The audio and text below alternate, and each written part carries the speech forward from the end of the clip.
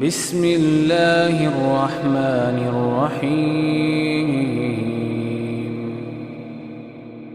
الحمد للہ رب العالمین والصلاة والسلام علی اشرف الانبیاء والمرسلین اما بعد۔ محترم ناظرین و سامعین، آج ہم ایسے خوش نصیب کا تذکرہ کریں گے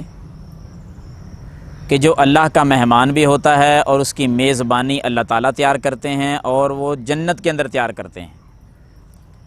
کتنا خوش نصیب ہے وہ انسان کہ پہلی فضیلت اس کی یہ ہے کہ یہ اللہ کا مہمان ہے، دوسری فضیلت یہ ہے کہ اس کا میزبان خود اللہ تعالیٰ ہے، تیسری فضیلت یہ ہے کہ میزبانی کا جو سامان تیار ہوتا ہے اس کی مہمانی کے طور پر وہ جنت میں اللہ تعالیٰ تیار کرتا ہے۔ تو یہ کون سا خوش نصیب ہوگا؟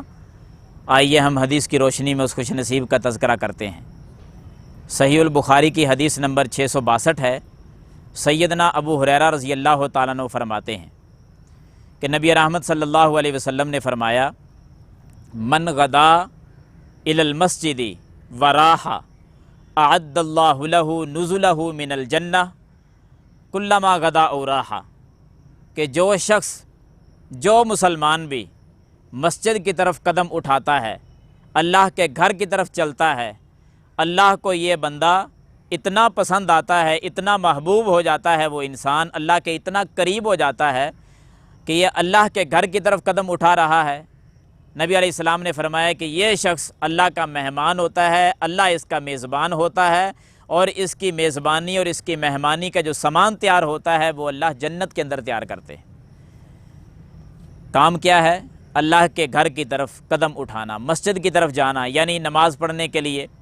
ایک دن میں 5 مرتبہ جو شخص مسجد میں جائے گا اس کے قدم اللہ کے گھر کی طرف اٹھ رہے ہیں، یہ اللہ کا مہمان ہے، اللہ اس کا میزبان ہے، اور جنت میں اس کی مہمان نوازی تیار کی جا رہی ہے۔ پھر 1 مرتبہ نہیں، 2 مرتبہ نہیں، 3 4 5 مرتبہ نہیں، نبی علیہ السلام نے فرمایا کلما غدا او راحا، یہ جب بھی مسجد کی طرف جائے گا، صبح کو جائے، شام کو جائے، یہ جائے جس وقت اس کا جی چاہتا ہے، جب بھی مسجد کی طرف اس کے قدم اٹھیں گے اسی وقت اللہ تعالیٰ اس کی مہمانی جنت کے اندر تیار کر دیں گے۔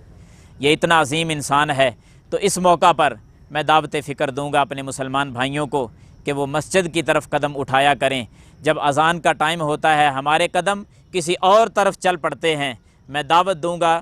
تمام مسلمان بھائیوں کو کہ ان کے قدم جیسے ہی اذان کی آواز کانوں میں پڑے تو فوراً قدم جو ہیں وہ اللہ کے گھر کی طرف چلنے چاہیے، تاکہ ہم اللہ کے مہمان بن جائیں، اللہ ہمارا میزبان بن جائے اور مہمانی ہماری جو ہے وہ جنت کے اندر تیار ہو جائے۔ حضرات، اس موقع پر یہ بھی بات کہوں گا کہ جتنا کوئی کسی بڑے شخص کا کوئی مہمان بنے تو بڑی عزت ہوتی ہے کہ میں آج فلاں شخص کا مہمان ہوں، میں آج فلاں بڑے آدمی کے پاس جا رہا ہوں، فلاں اقتدار والے کے پاس جا رہا ہوں، وزیر اعظم کا میں آج مہمان ہوں، میں آج